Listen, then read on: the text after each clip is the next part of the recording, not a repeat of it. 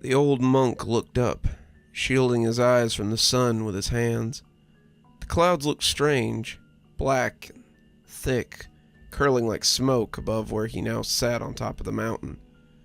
"So it has started," he said. I heard him from farther down the trail, carrying a pail of water for us to drink. Back then, as a 7-year-old boy, I lived in the nearby village.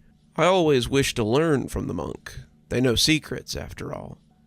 "Oh, Father," I said, dropping the heavy pails of water on top of the mountain, where the monk sat in his ochre robes, his legs crossed full lotus in the eternal symbol of meditation. "What are those clouds, do you think?" He didn't look up at me, but for a moment I thought he might not respond. "Boy, there are things in this world you don't know yet. The wonders of enlightenment, yes, but also the strange evil demons who rule the sky and torture the evildoers in Naraka. They see I am weak, and that I have not yet attained enlightenment. They come here to torment me, to see that I am reborn," the monk said, his voice wavering and cracking as he came to the last word. "They know I have failed. I have not attained nirvana." The old monk did look weak. His hands trembled, and his legs under his robes looked like thin, brittle sticks. His eyes watered constantly, drooping, the whites looking more like yellow jelly than sclera. But in the center of those eyes, I saw a blazing determination and a deep energy. "All beings know the horror of rebirth. Is that not true, old father?" I asked, sitting down beside him. He shook his head. "I will not," he said bluntly, his voice gaining strength and volume. "I will not be reborn. This cycle must end. This is my last body. I swear it on the sky, on the trees, on the mountain that we sit upon. The demon will not win." The old monk had gone to a doctor. The doctor had looked at him, his sickly and jaundiced appearance, and had immediately begun running tests. "You have terminal liver cancer," the doctor said. "I'm sorry, but you will not live out the month. It has progressed too far." "So it has. So it has. All things must arise and pass away." "I can write you a prescription for," the doctor began, but the monk waved him off. "No medicine. Thank you for telling me this great secret, doctor. The secret of my death. Now I have time." After speaking these cryptic words, he got up and calmly walked out of the office, heading towards the deep forest and high mountains of his country from which he knew he would never return. The monk had told me this as we walked up the mountain to the final place of meditation. I'd cried, tears streaming down my cheeks. But who will teach the townspeople? Who will perform acts of compassion and spread wisdom when you are gone? We have no one else, old father. You're the last." The monk walked in silence for a moment, thinking deeply under the bright light of the sun. "You will, perhaps.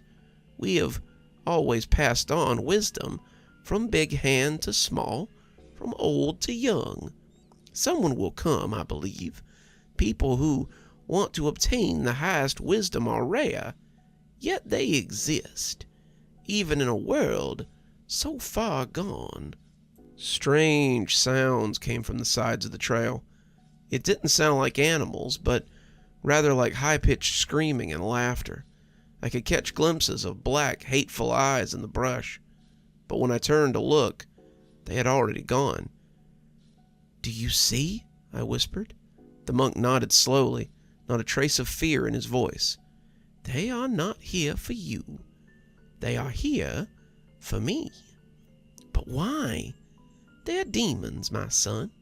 Their joy comes from death, from pain and loss. And the greatest loss is the loss of enlightenment, of wisdom, of peace. They know this. Their instincts tell them, just like the cheetah knows which of the antelope is slow and hurt before the hunt even begins. They will not trouble you, but if you wish to turn and go, I will not hold it against you. This is my journey, not yours. I will stay by your side until the end, I said, smiling up at him.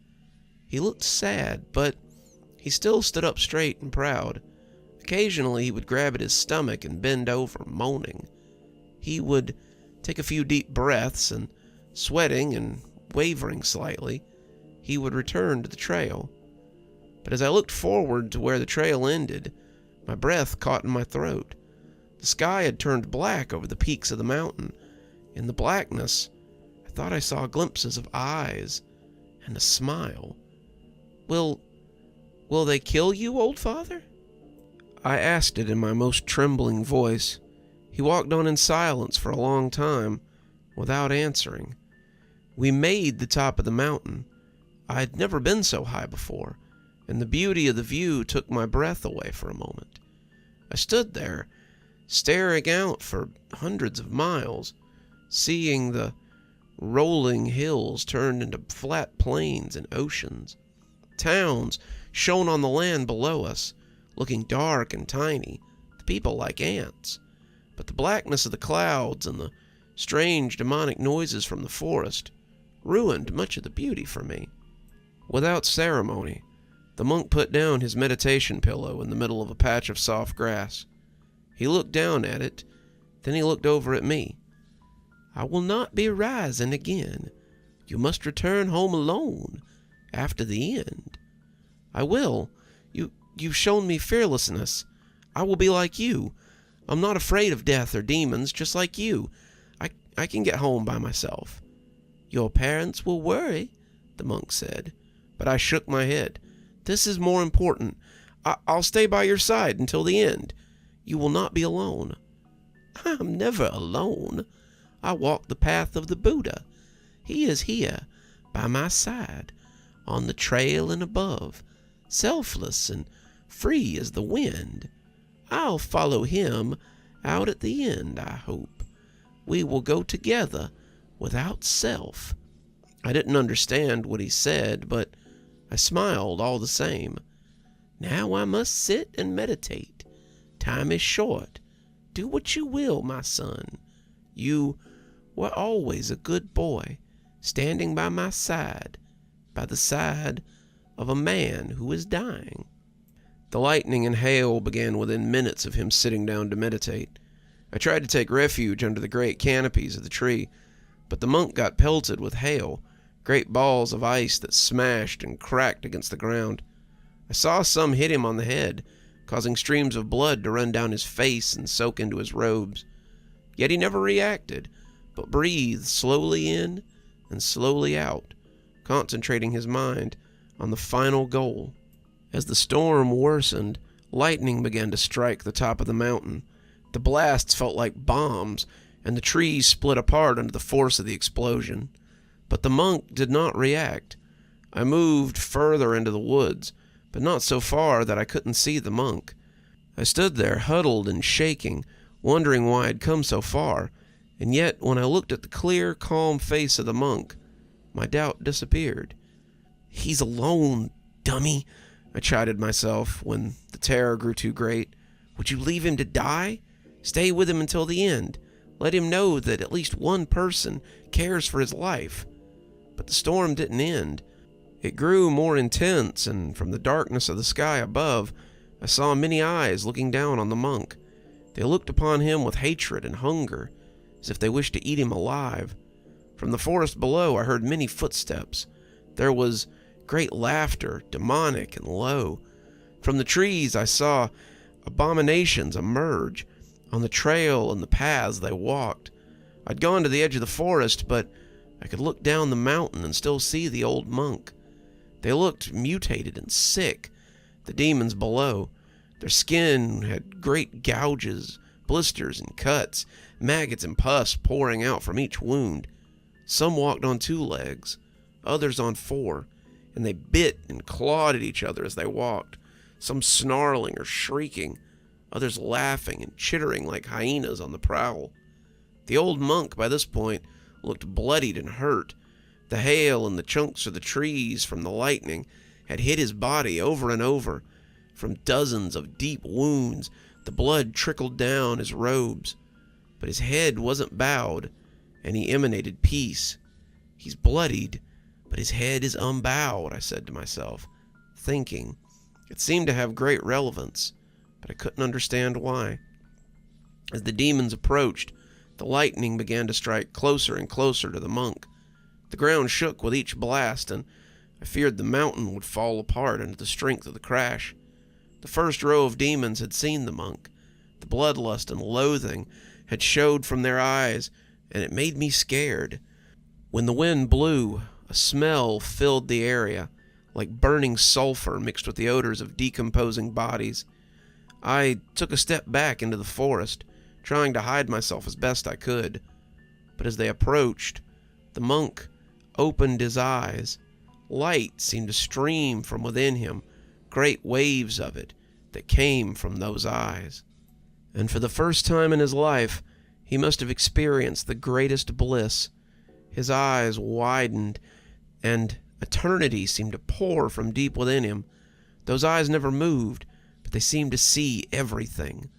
A small smile forced across his lips. For a moment, I felt like I looked not upon an old man, but a blazing pillar of light. "I have attained peace," he said, pulling a knife out of his robe and putting it to his throat. "Despite my dying and my sickness, I have attained peace. I will not be returning, never, to this world." And with a look of bliss beyond anything I'd ever seen, he slit his own throat and died. At the moment he died, the black clouds and thunder and demons receded, and I found myself standing under a bright summer sky, alone with the corpse of a man who would never return.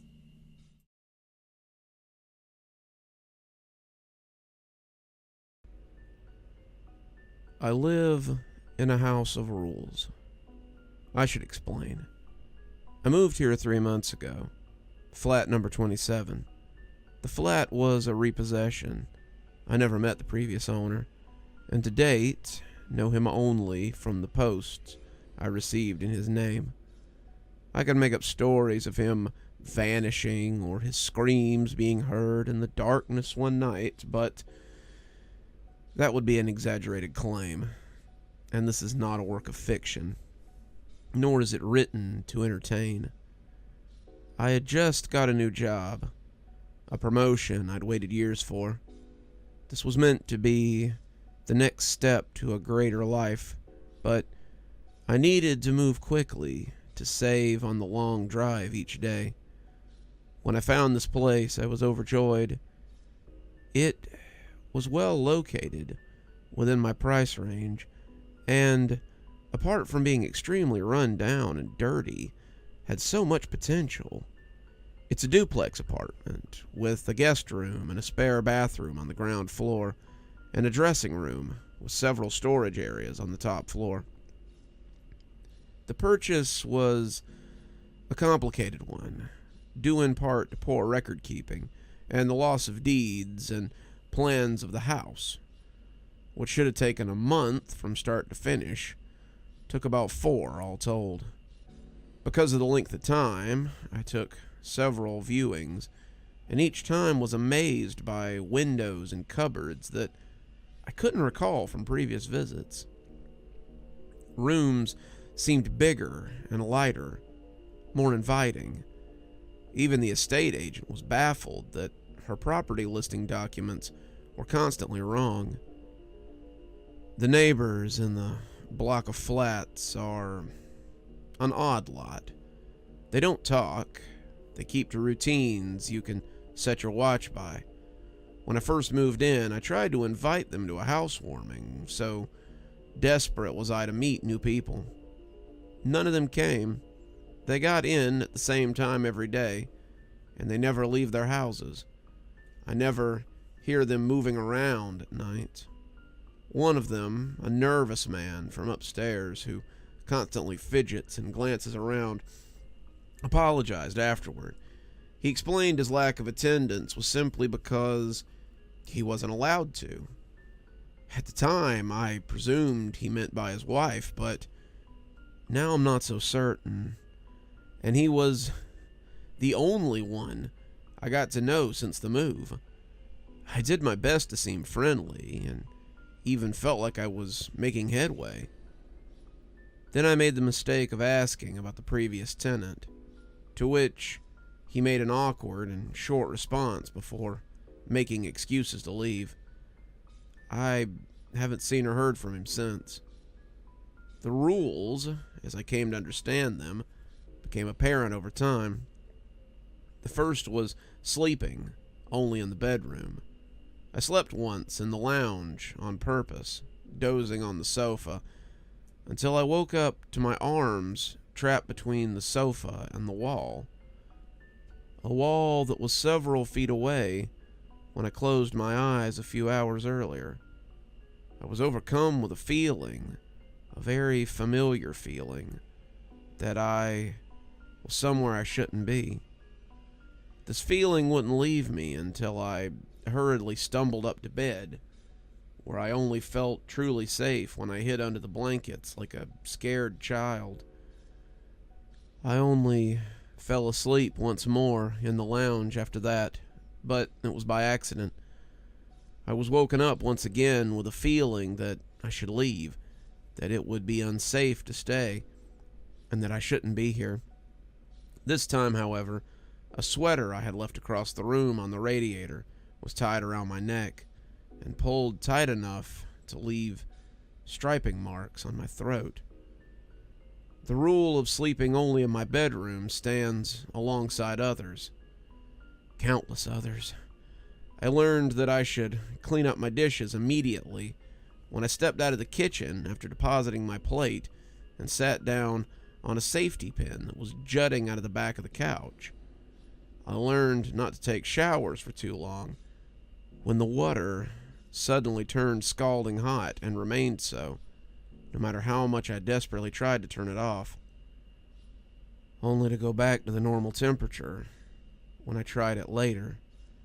I learned that I must hoover and keep the place tidy, must not waste electricity, and that no matter what noises I hear in the night, I should never, ever go exploring. Another rule is that guests are not welcome. The last time I had a guest, it was a friend who invited themselves by, making arrangements to come and see me until I relented. How could I not?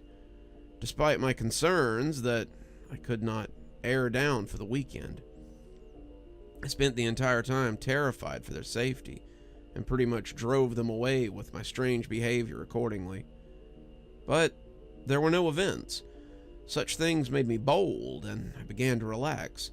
I stayed awake until late, played music at night, and did whatever I wanted, even going so far as feeling like I had triumphed, as the house remained meekly quiet. It was almost immediately after they left that I first noticed the headaches and the nausea, which became worse and worse as the gas leak continued. I only just made it out before I succumbed.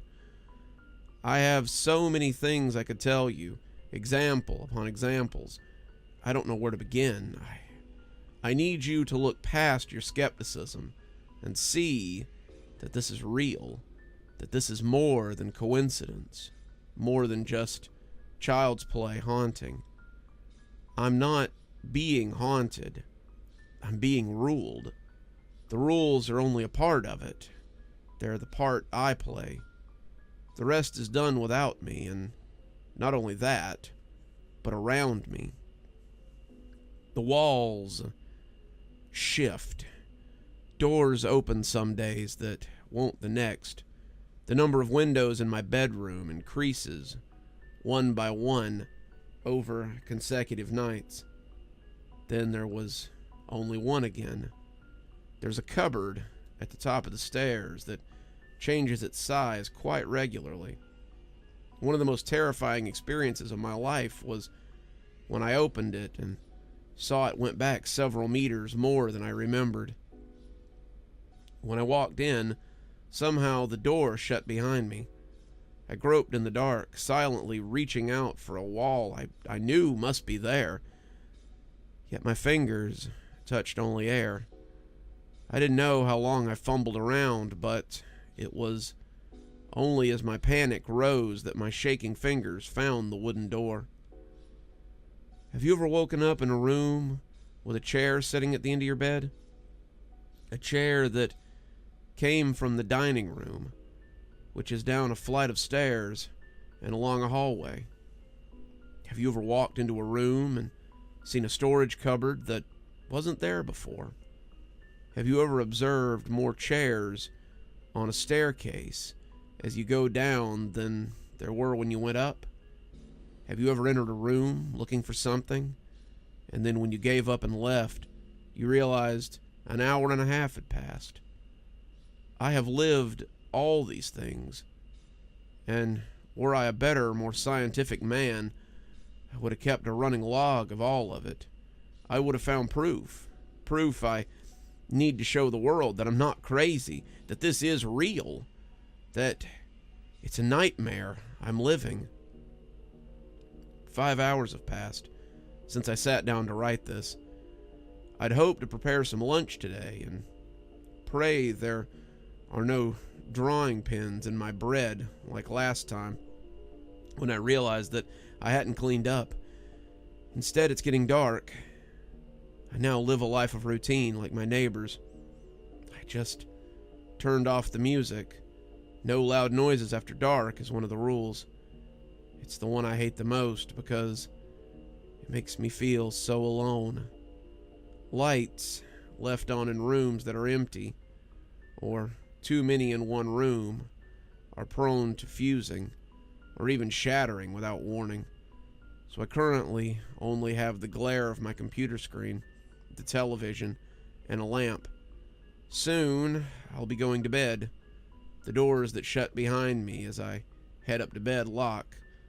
I will wake up in a room with windows wherever they please. The door that may or may not open to cupboards that may be small or as big as they want to be. The television in the room I'm in has a satellite connection, and with it, countless channels. Right now, all are a fuzz of static, except for National Geographic, so I'm forced to listen to a documentary on carnivorous plants as I type. I try not to dwell on the exhaustion of a beetle on the screen as it tries in vain to escape from the prison that will soon digest it. The remote does not appear to work. It took my pulling the plug from the socket to turn off the TV just a moment ago, and even that I loathe to do for the fear that it might stay on no matter what. And I knew that if those images had continued when the plug had been removed, I would have screamed myself into madness. I could push the neighbors to talk more. I could rebel against the rules. I could start a fire and torch the whole building, but truly I just want to get by. I get the feeling that up until now I've simply been coached like a dog to do what is required of me. I feel like the punishments could get a lot worse. The occasional demonstration of strength, the enforcement of the rules, the occasional mild punishment when a transgression, like one taps the nose of a dog when it's misbehaving. That is what I hope for, if I can misbehave. Stepping out of line caused me nothing but harm. It's only after fear and preservation of my human dignity that I do not explain here what happened when the house feels like it really needs to punish me.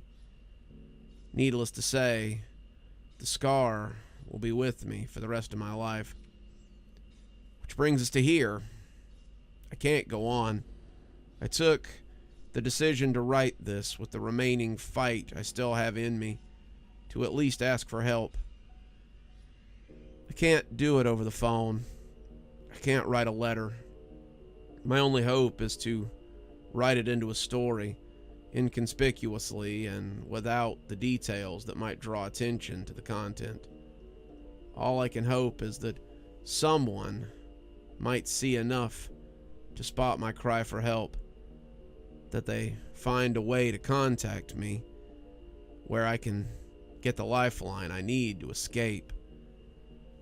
I can't ask directly. It's too risky. Besides, any form of open rebellion has been snuffed out of me with pain, suffering, and terror. I fear for my safety, for my punishment, for breaking the rules. I'm surprised that I'm being allowed to even get this far. In over 1,000 words I have written, there hasn't been a power cut or computer error that has lost everything. Perhaps there's still hope. But the truth is, I'm scared. Scared of what touches my face when I sleep the night before last, after I accidentally left a tap running, clutching firmly the bruise on my cheek that still remains. I'm scared of what left a pair of scissors in my slippers, of what power moves wooden doors and plaster walls, seemingly on a whim. Most of all, I'm scared that by writing this, I may wake up in a tiny room with no doors or windows, a room that grows smaller every time I blink.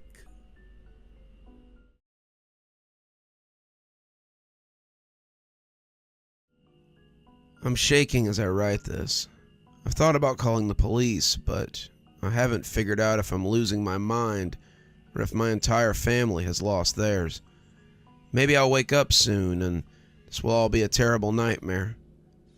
For context, I'm an only child and the only grandchild of my last living grandmother.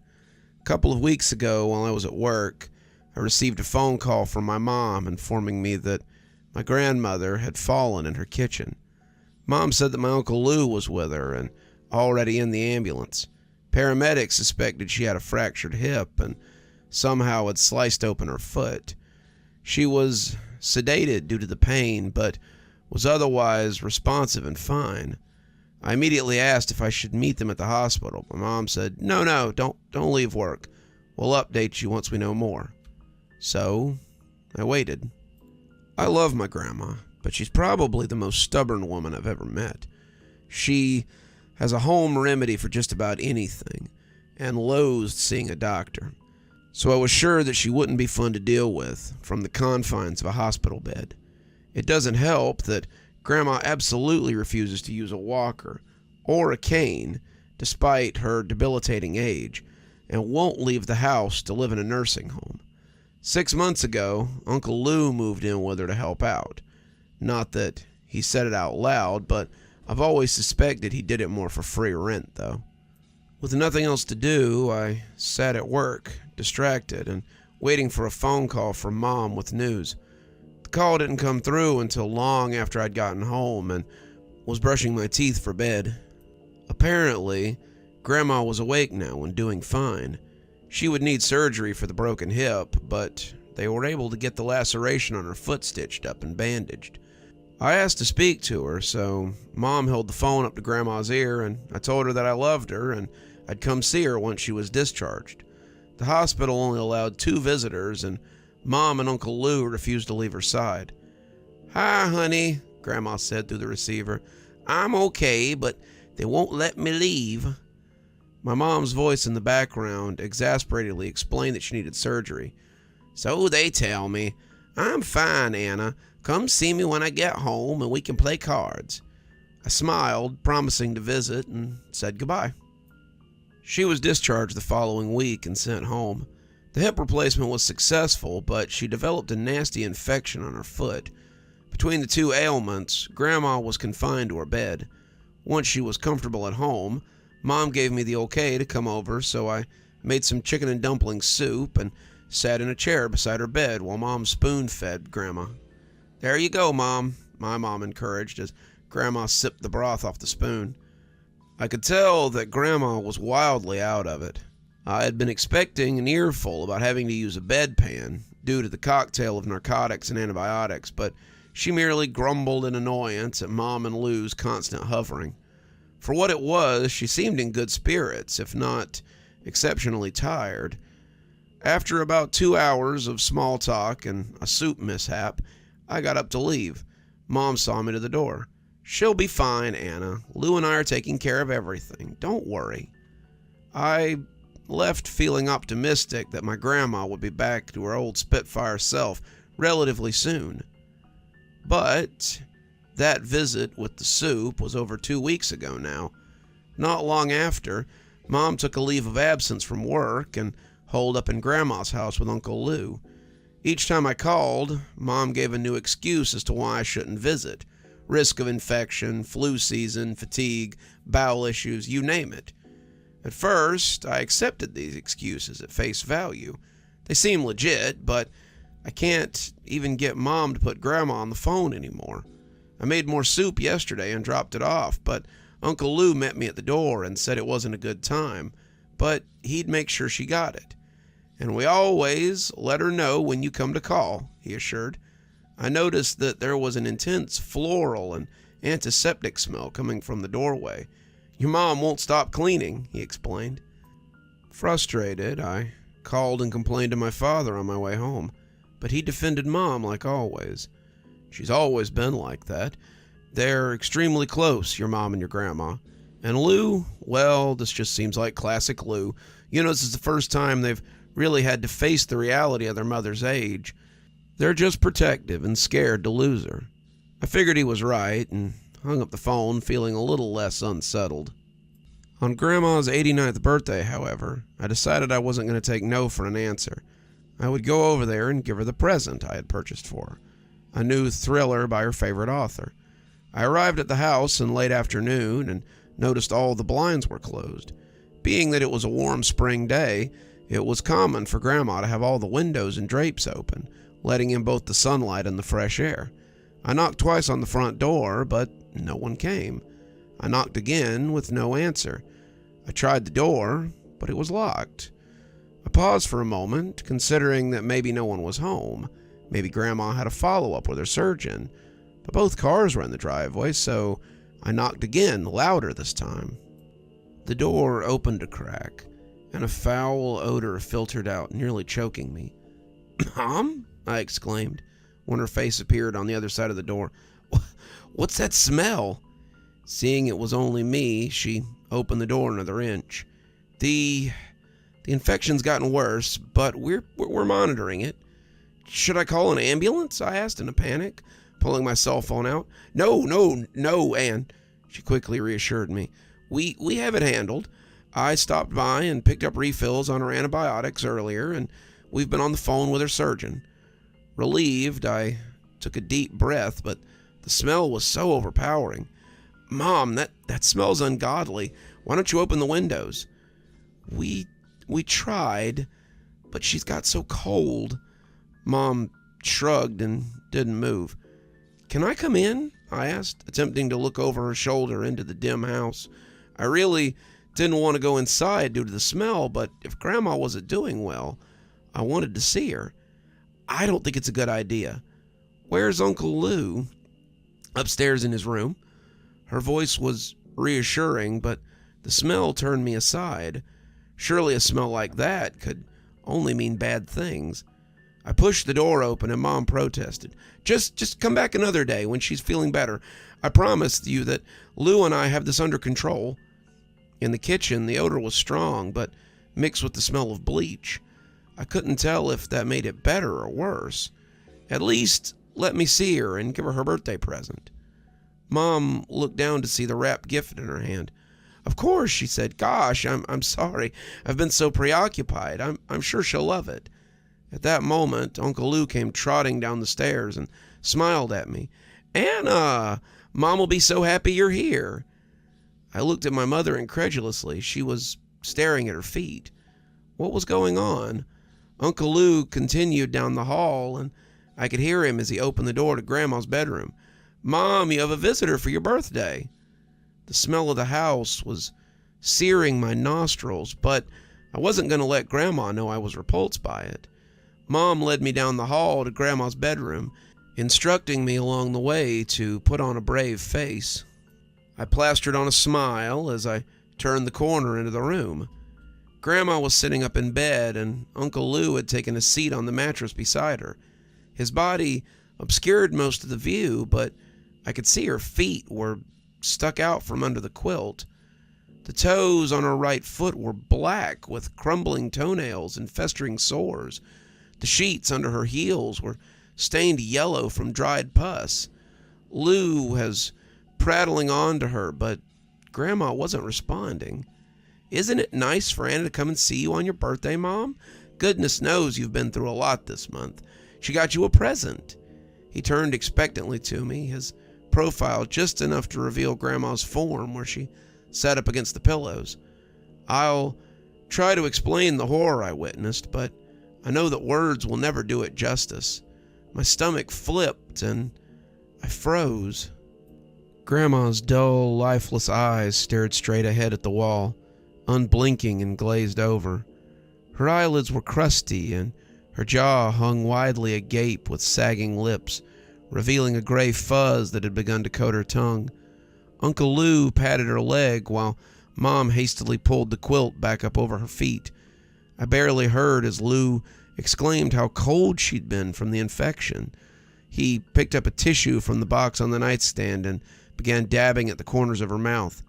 "She doesn't talk much due to heavy sedation," he explained. I couldn't tear my eyes away from the pallid gray skin on Grandma's face and how it was starting to sag in ways that had nothing to do with her age. Flies buzzed overhead, and Mom picked up the fly swatter and began swatting them away. "Goddamn flies," she mumbled. "They won't leave her alone." One of the flies circled Grandma's face and landed in her open maw. Uncle Lou merely shooed it away. "She's been sleeping sitting up like this for the past week or so," Mom explained, patting Grandma's now covered feet. "The pain is just too much for her to lay down. We tried, but her muscles spasm and she can't move."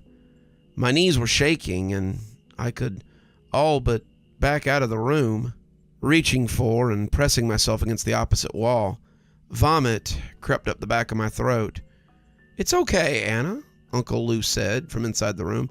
"I know it's hard to see her in such a state, but that's why your mom and I are taking care of her. We agreed we wouldn't let her go back to the hospital. They've already messed up so much of her care. You saw her foot and what the doctors did to it." "How a hospital could let gangrene go unnoticed is beyond me," Mom agreed. "We've been sponge bathing her regularly, airing her feet and changing her bandages. It seemed to be helping, right, Mom?" she asked, squeezing Grandma's ankle. I tried to put my head between my knees, but the smell was so overpowering. Mom stepped out in the hallway and touched my shoulder. "Oh, Anna, I'm sorry. This is why I didn't want you to come over. The gangrene smell is hard to tolerate. I didn't want you to have to see her like this." Not knowing what else to do, I pulled her into the kitchen and said in the most steady voice I could manage, "Mom, why didn't you tell me that Grandma had passed?" Mom's face didn't change. She just looked at me. "What are you talking about, Ann? She's right there. You saw her." "Yeah, I did see her," I agreed, pointing at the bedroom door where the smell was so strong I had nearly passed out. "But Grandma is dead, Mom. You know that, right? She has very obviously passed away." Mom's eyebrows narrowed and she pursed her lips. "Listen, Ann, I get that it's hard for you.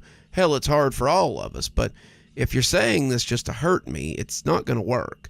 Stop being a brat. Your father is on his way over with a birthday cake." The room began to spin and I needed to get out of that house immediately. I tossed the present on the kitchen table and grabbed my bag, fleeing out of the kitchen door and into the car where I took a deep breath of fresh air. I could see Mom at the large bay window looking out at me. She looked angry and upset, but I quickly turned and walked away. I pounded the steering wheel, yelling obscenities. Other than an open casket funeral, I had never seen a dead body before, let alone one that had so clearly been dead for weeks. But Grandma was undoubtedly dead, and My mother and uncle were staying in that house with her corpse, washing it and feeding it and talking to it like nothing had changed. I threw open the car door and vomited all over Grandma's neglected shrubs. By the time the dry heaves kicked in, Dad's car pulled up in the driveway. "Hey, sweetheart," he said as he opened the car door, seeing me kneeling in the grass. "Are you all right? Your mom called and told me you were quite upset." "Dad, she's dead," I choked out at the house. "Who's dead?" he asked, his voice worried. "Grandma. Grandma's dead. Mom and Lou, they're just sitting in there with her body." "Anna, calm down. Your mom mentioned you were hysterical and talking nonsense." "Talking nonsense? What are you saying?" I choked out. "Go look, Dad. I swear you'll see. She's dead, and Mom and Lou have lost their minds." "All right," he said, holding up his arms in surrender. "Let me grab the cake, and I'll go inside and see what's going on. Just stay here, okay?" I collapsed back in the front seat of my car, blasting the AC in an attempt to flush the smell of rotten flesh out of my nose. It felt like an hour before the front door opened again, and Dad calmly walked over to the driver's side window. "Hi, Anna Bear," he said cautiously. "Did you see her, Dad? You saw her, right?" "Shh, Anna," he said, placing a hand on my shoulder. "Calm down. Yes, I saw her, and she's very sick, but otherwise alive. Your mom and Lou are taking good care of her." "What?" I clearly screamed. "Come inside," Dad said, going for the door handle. I quickly locked the door. Dad threw up his hands in frustration. "Just come inside, Anna. Uncle Lou is getting Grandma into her wheelchair, and we're all going to have some cake." He glanced up at the front window of the house. "Ah, see? There she is." I glanced up to see my grandmother's face at the window, her dead eyes looking blankly out the front yard.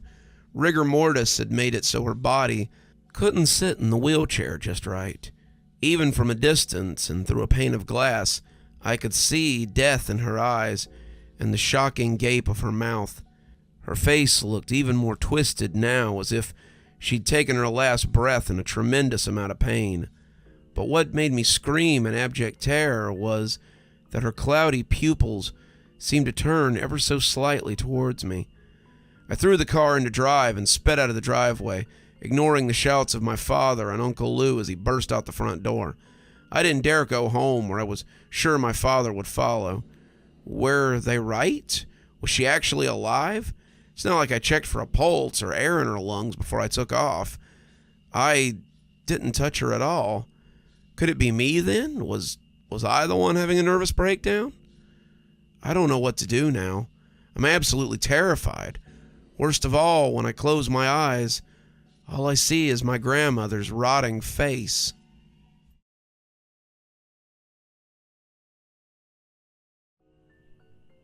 All I ever wanted was for my wife and I to live comfortably. But the longer we stayed together, the higher our bills became. We'd already fought off debt from college, barely scraping by. Even after we paid them off, we were only able to afford a tiny apartment on the outskirts of New York. Sidewalks laid cracked everywhere, while finely condemned buildings sat sadly against their crooked foundations. Crooked lamp posts that hang only by electrical wires. Graffiti marked every street corner, and bland art that existed without rhyme or reason. Homeless people could be found on every street corner, a constant reminder of what would happen to my wife and I if I failed to keep up with our payments. However, I managed to make somewhat decent money as a plumber, but even then, it sometimes wasn't enough to deal with the loan sharks, the hefty utility bills, the food prices, and gas money. I was willing to do anything to get us out of there. And that is where I encountered gambling. I was willing to take the risk. I'd take any chance to obtain a reward, even just a small one. It started out with a handful of poker games. Then I moved on to scratch tickets and slot machines. All I needed was enough to get by. Unfortunately, obtaining a payday from the casinos was impossible. I started growing desperate, which only led to more debt. The whole cycle sucked me down like Odysseus' ship into Charybdis' maw. Just like that, my relationship with my wife began to tear apart. My wife and I were once so close. Before we married, There would be days that we'd work together at the wood shop, creating 3D prints of various sci-fi characters in video games. Other times we'd study the components of circuits and use them to create elaborate lighting displays whenever Christmas arrived. Our wedding day was supposed to be the greatest day of our lives. Instead of relying on the help of others, like we did back in college, we relied on ourselves. But my actions tore all that apart. I didn't know what else to do either. A few nights ago, I arrived at my apartment, having completed a 10-hour shift fixing drains of several upper-class tenements. I rested my hand on the knob, expecting the worst from my wife. Sighing, I pushed the door open. The moment I did, she was already in the front hall. Her eyes were scrunched, and she was holding a bank statement, smacking it for emphasis. "Care to explain?" she demanded. I rubbed my temples, removing my scum-covered overalls and plopping them right into the nearest laundry hamper. We locked eyes. Breaking eye contact with her would only ignite her anger further. She was holding another piece of evidence of my failure to strike it rich. All I could do was stand there sheepishly, tail tucked behind me, and wait to get ripped a new one. No words would come out of my mouth. She marched up to me, holding it in my face. "Frank, you wasted $3,000 at the casino again, didn't you?" my wife bellowed. I set my toolbox down and washed the pipe gunk off my hands, looking down for just a bit. "Turn around and look me in the eye." Resting a hand on my eyes, I glanced over her petite frame. Then I began to speak. "We can live comfortably if you just give—" "Enough of your excuses. We nearly lost our apartment twice from all the betting on the slots. You wasted our heating money on roulette. And now this. The landlord wants $4,000 in 2 weeks. And if we can't get it sorted out, we're going to lose our apartment." I held up my hand reassuringly. "Look, just let me figure this out. I'll think of some way to get money. You better, otherwise we're getting a divorce. You got it?" Without another word, I put on a casual outfit and exited for some fresh air, shutting the door behind me. I gazed back at the unpolished apartment number on the frame. Wincing, I clenched a fist and descended the rickety stairs. Eventually, my boots hit the cracked pavement, and I headed off. I stood outside a graffiti-covered subway station, pacing around, hands in my pockets. My fists constricted as I pounded a nearby wall. There's no way I could have been able to make that kind of money. Craps were too unpredictable, arcade machines were always rigged, and roulette was too high in stakes. Seeing red, I screamed and kicked a wall as hard as I could. My foot throbbed, and once I was done with my fit, I broke down sobbing. The sidewalk darkened with my tears. I pressed my head against it, clawing at it until my fingernails turned crimson. Then I felt a tap on my shoulder. Wiping my tears away, I glanced over. A card was lying on the floor. Its borders were covered in green dollar symbols. The rest of the card was a silver color, shiny enough to reflect my face in it. Written in gold letters were the following: Aces High Casino.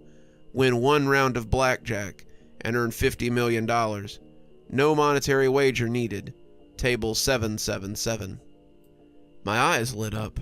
All I had to do was win 1 game of blackjack and I'd be rich. Dimples formed at the corners of my cheeks and I pumped my fist.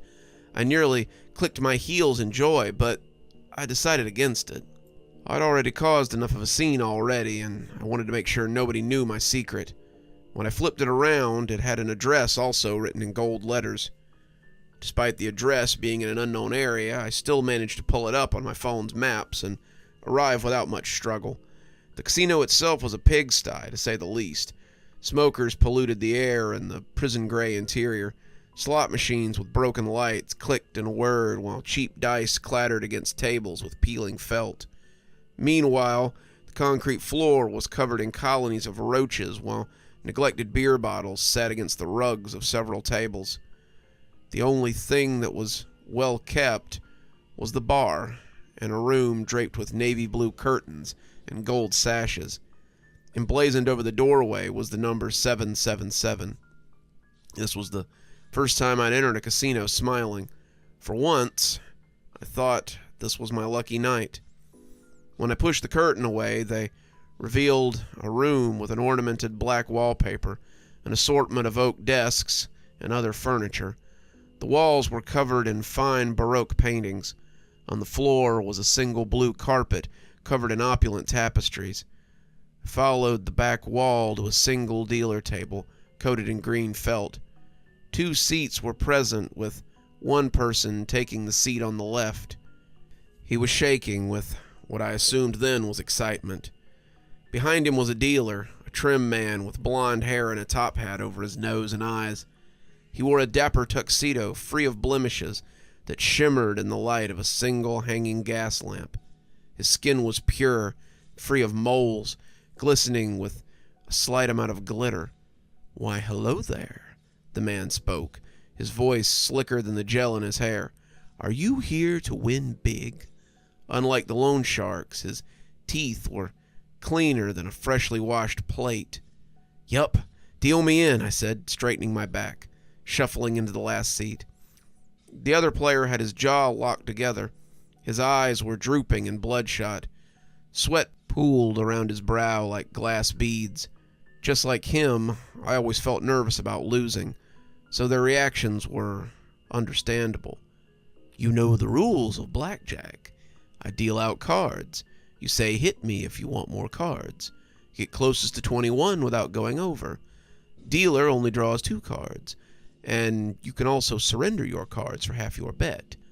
When you don't want any more cards, say the word stand," the dealer said, shuffling his cards through his hands and manipulating them like a sculptor with a ceramic pot.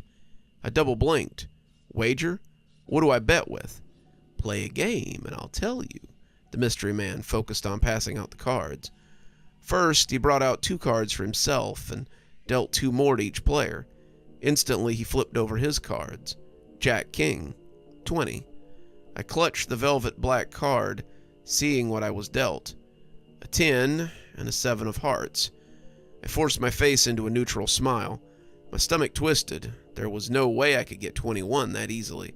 "Surrender," I said, pushing my cards to the dealer. All he did was shuffle the cards and toss me 2 more. They didn't even bother looking up at me during the process. The other players started clutching his stomach. His smile vanished. I carefully looked over the guy's cards. 7 and a 2 of clubs.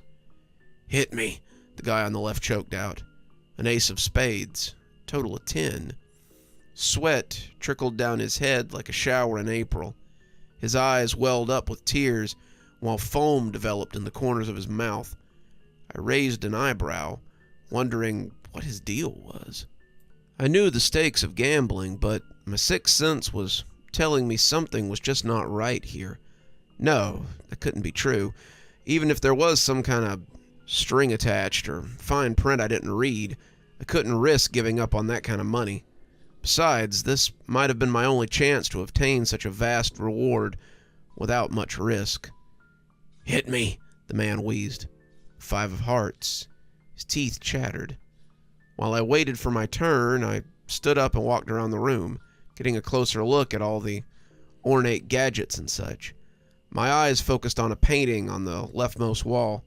It resembled a man in a rich military regalia, but something made my hair stand on end. His upturned white mustache looked damp, and his face sagged like they were crying. Linear, stick-like shadows were cast on the sleeves. Edging forward, they came into focus. Hands. I followed their form outward, which extended into oily, dripping arms. "Shh!" A faint noise echoed from somewhere in the room. "What?" I mouthed, turning an ear to the source. "Shh!" It came from the painting. I backed away, hands at my side. Was someone dragged into that painting? "Where are you going? You forgot to pay up," the dealer yelled back, hands slamming on the table and pulling out a sack of navy blue poker chips. I double-took. I thought the card said that no monetary wager was needed. "There isn't." Then I looked at the ground. There was a second rug on the ground. The tapestry matched, but its pattern didn't match with the other rug.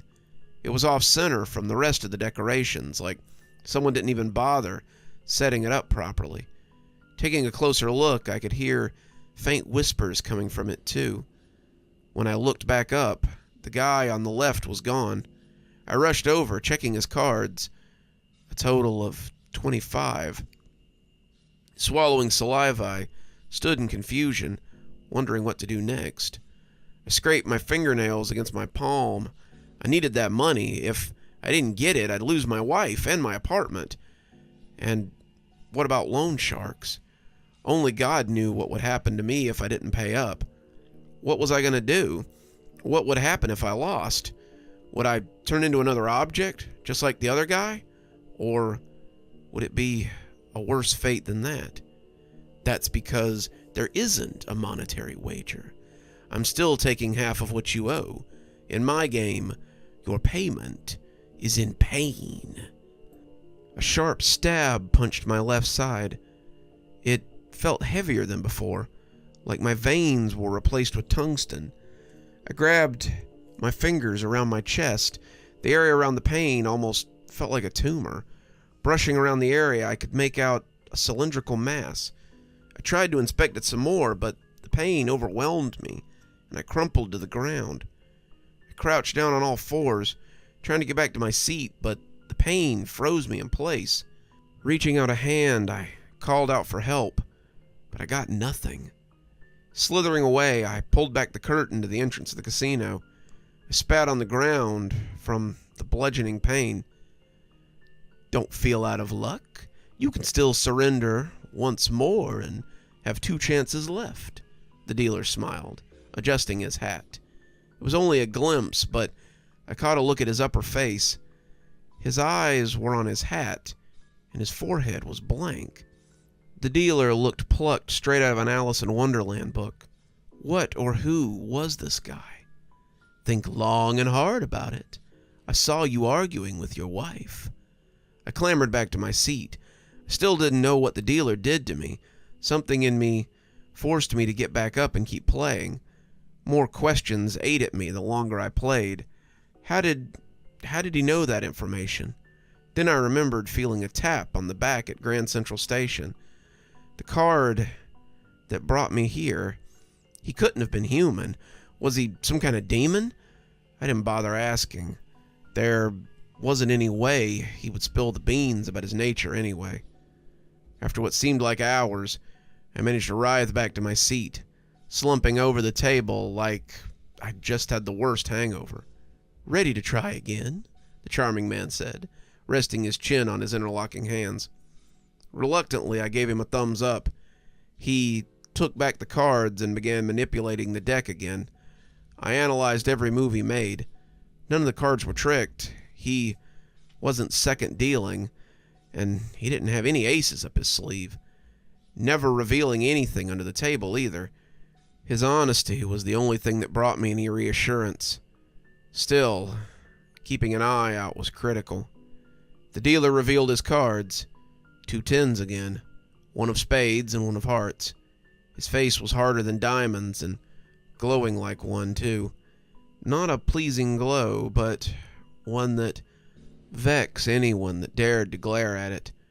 I looked at my cards, an ace and a 7, 18. Gripping my lower abdomen, I stayed crumpled in agony. The odds of getting a blackjack were slim, and the stabbing pain skewed my thoughts. Surrender, I wheezed. The words slipped out of my mouth like a dying breath of a wounded soldier. The dealer smiled, holding a pile of blue poker chips around him. He waved his hand over the mound and made an inaudible chant. Then they vanished. I held my hands over my face, bracing myself. Suddenly the pain doubled, shifting to my right like a mudslide down a hill. Now I knew everything the previous player was going through. I vomited out something hard and blue. It was a poker chip. Suddenly my guts turned and another 7 spilled out. My esophagus wound itself into knots, more contorted than cobwebs. I forfeit. The man started to smile. Without these? With a thud, the hat-faced dealer pulled out a jar filled with a kidney and a piece of liver. They still oozed with blood that pumped and fit their containers. I remembered how the dealer said that there was no monetary wager. He never said there wasn't a wager at all, though. I paid in pain, and my wager was my organs. You want them back? Then win them. He set them back on the ground. Now there was no choice. My fate was sealed if I tried to leave. I started to shed tears. If I didn't get those organs back and fast, I was done for. Even if someone saw me passed out on the floor, finding donors for organs wasn't guaranteed. And even then, it had just put me further in debt. Nothing would be solved. Then again, was trying to beat this guy even worth it? No, the reward was too great. Taking a deep breath, I sat back down. Reluctantly, I asked that he proceed. The dealer drew out cards like before. He took the cards and gave them a good shuffle. Plucking 2 cards out of the stack, he revealed them. A king and a 9. Another poker chip tumbled up my throat. I spat it out, red and blue plastic heaping together. Not paying attention to the mess I made, he handed me 2 cards. A jack and a 2. A 12. Hit me. An ace. An ace could count as 1 or 11, depending on what other cards were drawn. Still had a fighting chance. Hit me. A 5. His dead stare tore at my soul. I scratched against the felt, the wounds on my finger reopening. From the corner of my eye, I could see him frowning. Are you going to play, or do you want all that money to go to waste? Shut up, I said through gritted teeth. Hit me. I watched the dealer play out the last card. A queen. You lose, the dealer said coldly, grabbing a pile of poker chips and holding them close. He waved his hands over the mound and made another incantation. Then they vanished once more. Everywhere at once, burning pain seared my skin, making me black out. When I woke up, felt my arms, they were covered in something hard and blue and plastic. The clothes were gone. I examined my extremities and my torso. My skin was missing, replaced with poker chips. They were shaped to fit every part. Cracks filled with blood gushed out with every slight movement I made. Horrified, I spilled my guts. More poker chips slid out of my throat. Piles of skin laid clumped to the side of the table in hideous pink and blood-red sheets. I think you know what's at stake now. 1 try left. You better make it count, unless you want to end up as an object for all eternity.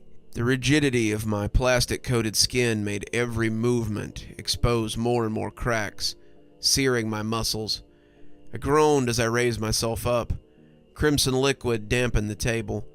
I pounded at it. This was it. I either walked out of here with my money and saved my marriage, or I lost and suffered a fate worse than death. Giving up was not an option. I gave the mysterious man a death glare, not even bothered by his resistance. He plucked out 2 cards, a 9 and a 10. This was my chance. Then my cards were revealed, a 10 and a 2. Fingers rattling, I took a deep breath and let the calmness seep into me. Hit me, I sputtered. Another 2. Huffing, I opened my mouth to speak again. The dealer just stared at me, tilting his head like a vulture waiting for roadkill. The poker chips rattled again, grinding against each other. Hit. I paused for a moment, collecting my thoughts. At a value of 14, I needed at least a 6 to beat the dealer, but an 8 or higher would result in disaster. Gulping down another chaser of saliva, I spoke. Hit me. To my chagrin, a 5 slipped out of the hand. I was now tied. Staring at the pile of skin and my other organs, I closed my eyes and shook in horror.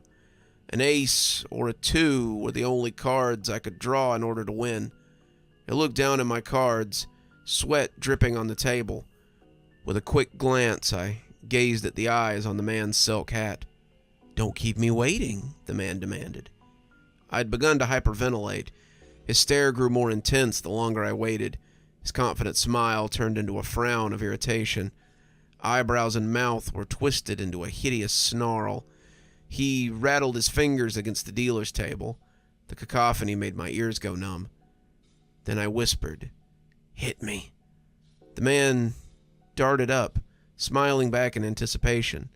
"I'm sorry, what was that?" I closed my eyes, expecting the worst. "Hit me!" I screamed at the top of my lungs. Then the last card was revealed. A 2. I'd won. My mouth dropped open. The sheet of skin unfurled themselves and flattened over me. 2 organ jars spilled over, their contents rising in a beam of white and torpedoing back into my body.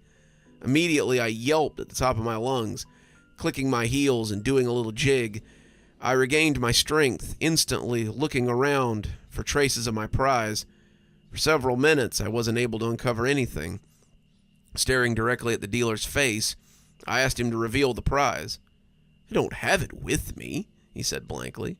Not listening, I scrutinized every inch of the room, looking beyond his station, checking under the table, everywhere. I searched everywhere for my prize, my happiness dissipating. With each step I took, my smile faded even further, twisting into a frown. My nose crinkled. "Where's my 50 mil?" I demanded, overturning the table, ripping off the ornate paintings and yanking the tasseled rugs off the floor. "You promised me 50 mil if I beat you. Do you realize what's going to happen to me if I don't get that money, you charlatan?" The strange man just stood there, not even acknowledging my plea. "You promised me money. You're a thief," I roared, pointing an accusing finger at him. "I only did this for my wife, to save my marriage. I almost gave up my life trying to help my family out. You can't take that away from me." The demon stuck his hands behind his back and shook his head. He rolled his eyes back in thought. Something was up with him. "You aren't like the other gamblers," he said. "What other gamblers?" I said, looking back. "They all wanted the money for worthless things. A mansion with fountains and a view, hookers, a trip to Tahiti." He paced around me, his face rather relaxed and calm. Never once did he lose eye contact with me. "But you had such determination to help your family that you would risk everything. I admire that. It took me a while, but I figured out that you're actually a kind-hearted person." I saw red and tried to punch him. He grabbed my wrist, shoving it back. "Listen to me. I understand your rage. There never was a prize in the first place. It was nothing but a lure to capture those that wasted their lives away. But there's one thing you don't understand." I thrust my hand back. "I understand you nearly killed me for nothing." "Yes, but that was before I saw you the way you really were. Listen to my words." Slowly I relaxed my posture, but I remained firm. "Why should I listen to you?" "I can help you out of your situation." "You owe me money, you snake," I said, my nostrils flaring. "You never needed the money in the first place." Taken aback, I retreated. "What do you mean?" I said. My arms relaxed once more. "You're a plumber, aren't you? I saw you come home from work. I also caught a look at your schedule. 40 hours a week for $38 an hour for 5 days a week. That's $36,000 a week for 2 weeks. You already have everything you need." "But you don't understand. They need 4,000, I pleaded. He wouldn't budge. "Trying to earn this money via dumb risks and chance will not get you anything. Look at all the things you've done wrong." "And I want to change that," I said, wiping my eyes as they began to tear. "But what am I supposed to do now?" "The only way you can earn that money is through grit and spit," he said, walking around me. "You aren't going to find solace through good luck alone, and you already have the tools that some people don't. If you give up now, you might as well have lost. Think about it." With those last words, he raised his hand and snapped his fingers. disappearing without a trace. Slowly, I gathered my things and walked out of the casino, head hanging low. The next day, I was fixing an old lady's faucet, inspecting the leak. I wondered what the demon's words had meant. Before I stuck the wrench up to the U-trap, I remembered my pay. If I worked the same amount of hours as before, I'd only make $3,600. But if I pulled off some overtime and worked several extra hours, I might just be able to pay off the debt. I started staying up much later than before. Not long after, my wife started becoming suspicious. Eventually, she confronted me. "Frank, you've been staying up late. You going back to the casinos again?" she asked, hands on her hips. I closed my eyes, and instead of fear, calmness filled my veins, and my blood stilled. "Not this time. I've been putting in some overtime." Her face loosened up for just a moment before hardening again. I held my hands up and motioned my palms downward. "Listen, I've been horrible lately. All my gambling did was drown us deeper in debt." Her expression began to soften up again, her frown vanishing. "I want to change things. We used to work so well together, doing everything to help each other. Instead of fighting against each other, it's time we made our peace, and we bring us out of debt together." I held my hand out for her to shake. She kept her arm pulled back and folded like a pincer of a mantis. Inch by inch, though, she extended it and took my hand. The following day, my wife convinced me to go to therapy and get out of my addiction, which I gladly obliged. Simultaneously, she decided to start up another job working as an electrician. Day by day passed, and we pooled our resources as one. Before our eyes, bills were paid, and debt disappeared faster than our eye floaters.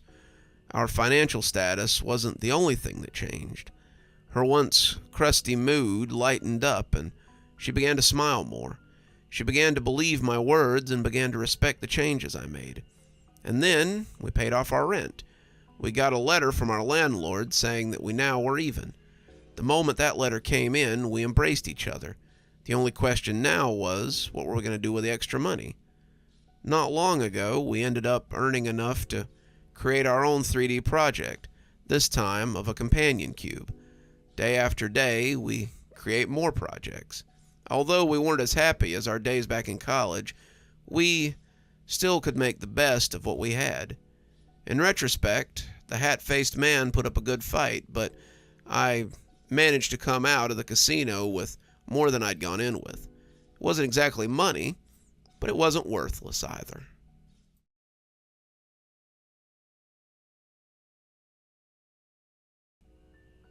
The snow stopped falling a few hours ago.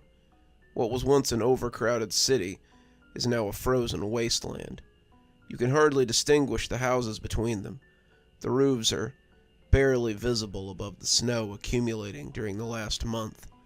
The trees have already succumbed to the cold and the weight of the ice, while the animals have taken refuge with the humans inside houses and other buildings. The wild animals? I don't know. I never really thought about them. Some must have died already, I suppose. Others must be having a great time, like the polar bears, or maybe these temperatures are too low even for them, and the temperature keeps falling. Nobody knows when it'll stop, or if it's even reversible. Nobody knows exactly how the whole world ended up this way. Of course, we all know the why, but not the how, because everything happened in such a strange way that nobody understands. All the physicists in the world tried to explain it, to solve it, but they couldn't. Now the entire population of Earth is in an underground bunker, those that have been built in case of nuclear war. They're the only places with enough insulation to resist low temperatures, at least for a while. Nobody knows exactly how much will survive. Everything will depend on the amount of provisions that each of us saved. I have enough for several years, of course. I wasn't going to build an anti-nuclear bunker and then not fuel it. The food may last me several decades, but I'm sure I can survive at least 5 years. Perhaps in that time the Earth will warm up again, or the cold will kill me. Anyway, I guess the food will do. In addition, I have the perfect entertainment set, which is also not dependent on the internet, because the internet no longer works. It's been down for several weeks. Same with telephone communication, TVs, and even the radio, which was the last to fall, just 2 decades ago. Everyone knows that if the radios stop working, it's only a matter of time before the temperature would drop so low that it would cause flash freezing. The last words heard were, "Please, survive." I've no idea who said them. The president maybe, or some scientist trying to encourage himself or others, probably hoping that given the time they have, they'll find some resolution. It was as if he was saying, "Please survive," so someone is there to see that we succeeded. Or, "Please survive so that we don't take the blame for humanity's extinction." The reality is, it really was the fault of the scientists. Or at least, that's what we believe. Because once again, nobody knows exactly what happened. Teleportation. That was the great invention that they were testing. The first teleportation machine in history. The theory was perfect. The machine had been built following the instructions to the letter. Everything had been checked at least 10 times. The task was, in theory, simple. Transporting a cardboard box from point A to point B. At both points, one of the machine halves was located, the transmitter and the receiver. The distance wasn't very far, barely 2 meters. It was the first attempt, after all. They couldn't ask much of it. The cardboard box was placed on the transmitter, right in the middle of the small circular platform that made it up. A protective bubble was placed on top of the box and fitted perfectly into the platform. On the other side, the receiver was exactly the same, except that at the moment it was empty, of course. They activated the mechanism, and instantly the machine began to work. It first undid the box, little by little, witnesses saying it looked a bit like a 3D printer in reverse. Every single atom in the cardboard box was disengaged, allowing the box to enter the proper liminal state to be carried through the air, across the room, and captured by the receptacle, where it would be rebuilt. The problem was that once the box disappeared, it didn't reappear. Scientists, technicians, engineers reviewed their equations and plans, but found no errors. Both machines were perfect, but no matter what they did, the box wouldn't come back. Nobody knows how long it took from that first test until everything went really wrong. None of those involved in the project said anything, no matter how hard they were pressed. The most they could say was that they had no idea what had happened. At this point, everyone believed them. Nobody had a clue, but at the time, no one did. And they were accused of being the horsemen of the apocalypse. The thing is, a month ago, the cardboard box reappeared. The problem was that it didn't appear on the receiver of the teleporter machine. It didn't even show up in the room they were experimenting with. No, the box appeared in outer space, floating. And it didn't end there. The first one was followed by more and more. The boxes continued to appear throughout space, around the planet, around the moons, even around the sun.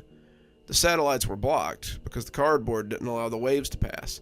That's when the internet went down, and everyone really started freaking out. When were they going to upload the videos of what was happening? Where did they go to fight with strangers? Who would they tell their conspiracy theories to?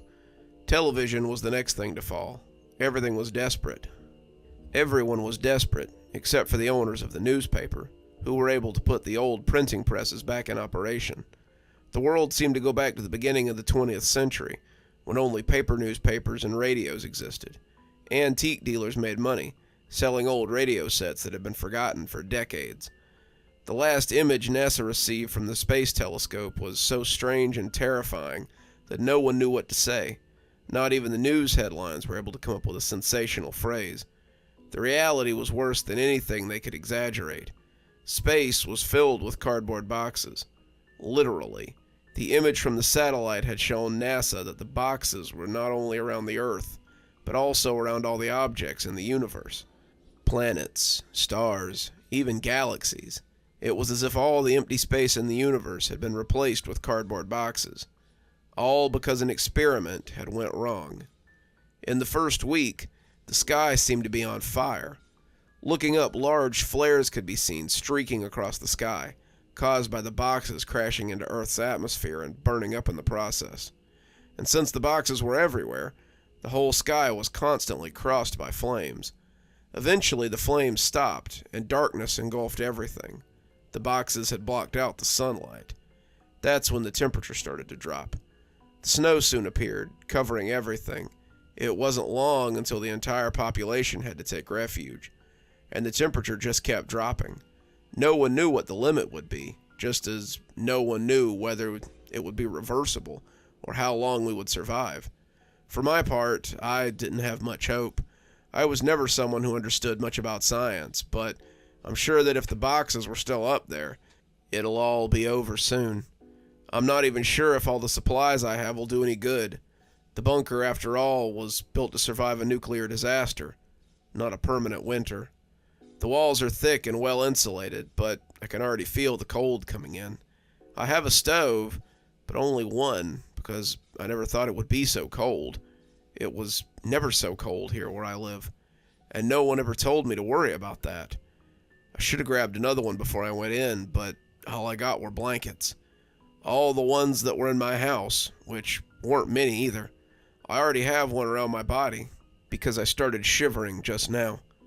I'm next to the stove. I'm wearing the thickest jacket I have, but the cold seems to be coming in.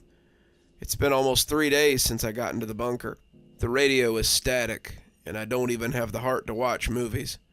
I'm afraid I'll freeze while doing it without realizing it. I have a cup of hot coffee in my hand. I left the kitchen on to heat the environment a little more, but I know I'm going to have to turn it off soon because the bunker is hermetic, and although it has an air purification system, I can get poisoned by combustion gases. That's something they always told me when I built it, that I had to be careful with the kitchen. I wonder what will be less painful, death by cold or death by gas poisoning. If the internet still existed, I'd look it up, although I really don't know if I want to know the answer. I get up, dragging the blanket behind me, and finish turning off the stove. It's better to be cautious. I go back to my place by the stove and grab my cup of coffee. It helped warm me up a bit, but not too much because it cooled down pretty quickly. The last sip I take seems to be taken from the fridge. This damn bunker has turned into an ice cream parlor. I bet if I turned off the refrigeration that I have, everything would stay the same. And that makes me wonder, how long will it be until the power goes out? Because I'm sure that the cables coming from the power plant must already be having problems. I know some areas that have been under blackout. Here, luckily, nothing's happened yet. I hope it lasts a long time. I don't want to imagine what it'll be like to be cold and in the dark on top of that. Well, it would be almost like being outside, I guess. Outside with the dark sky, no stars, no sun, without even being able to see the light of the moon. Just cardboard boxes, which are not even visible from here. We only know they're there because of the flares and the photos. Damn teleportation. Nobody needed it. Why did they have to invent it? It's useless. It wouldn't solve anything. Why? I guess it's nobody's fault, really. No one could have imagined that the experiment would go so wrong. After all, in whose head could something like this bring about the end of the world? I wrap myself in another blanket. I don't know if it's really colder or I'm just imagining it. I look at the clock and see that it's already night, but I can't sleep. I don't want to risk falling asleep and never waking up. Damn, it's really cold here, I whisper to myself, to no one in particular, to the universe.